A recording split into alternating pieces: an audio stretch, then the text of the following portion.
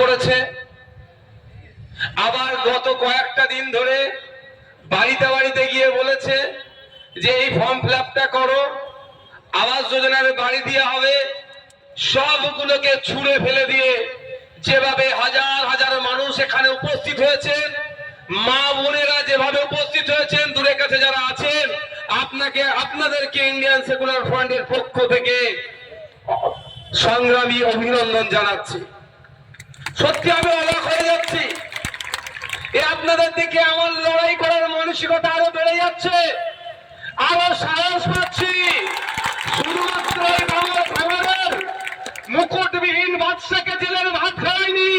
আগামী দিনে 2021-এর নির্বাচন থেকে এখন পর্যন্ত যারা আমাদের কর্মীদের সাথে অন্যায় করেছে, পঞ্চায়েত নির্বাচনে নমিনেশন করতে দেয়নি, ভোট লুট করেছে, তাদের উদ্দেশ্য বলছে তৈরি হন, আগামী দিনের জেলের ভাত আপনারাও খাবেন। একটু এগিয়ে যান। সন্দেশখালীর মুকুটবিহীন সম্রাট এখন ভীষণ মানে ক্রন্দন করছে। সবে কান্না শুরু হয়েছে, চোখের পানি থাকবে না, পানির পরিবর্তে চোখ দিয়ে কি বার হবে ওনাকে একবার জিজ্ঞাসা করুন।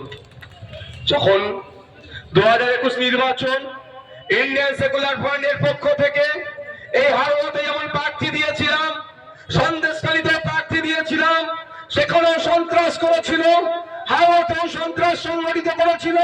এখানে প্রায় 50,000 ভোট পেয়েছিলাম, সন্দেশখালীতে 14,000-এরও বেশি ভোট পেয়েছিলাম। কিন্তু দুঃখের বিষয়, এখানে অত্যাচার হয়েছে, ওখানে অত্যাচার হয়েছে। ওখানে ছেলেদেরকে যে এত নির্মম অত্যাচার করেছিল, হত্যা করেছিল, দুঃখের বিষয়। তারপরে এই শাহজাহান শিবু উত্তমদের নেতৃত্বে এমন প্রেসারে রেখেছিল থানাতে গিয়ে কমপ্লেন করবে, তাই মেলের মাধ্যমে কমপ্লেন জানাবে, সেই সাহসটা কিন্তু হয়ে ওঠেনি। আমরা বলে যাচ্ছি না আমাদের উপরে কি অত্যাচার নেমেছিল, কিন্তু দেখুন শুধু সময়ের খেলা। ধৈর্য ধরেছিলাম, আইনের প্রতি ভরসা রেখেছিলাম। হয়তো সন্দেশখালীর ওই খুনটার সেই সময় তারা ভয় আমাদের সাথে যোগাযোগ পর্যন্ত করেনি, যার পরিবারের সন্তান মারা গিয়েছিল, কিন্তু বিভিন্ন গুলোকে আমরা ওয়াচ করছিলাম। আমরা স্টেপ বাই স্টেপ গিয়েছি। যারা আজ এখানে আমাদেরকে ক্ষতিগ্রস্ত করেছে, ম্যাক্সিমাম যেটা আমাদের কাছে খবর এসেছে, আমরা সেগুলোকে ন্যাশনাল হিউম্যান রাইটস কমিশনে প্রত্যেকটা আমরা কেস রেজিস্টার করছি। কেসগুলো রেজিস্টার আছে। কেউ যদি মনে করে এখন আপনার এখানকার কিছু নেতা আছে, যদি মনে করে মমতা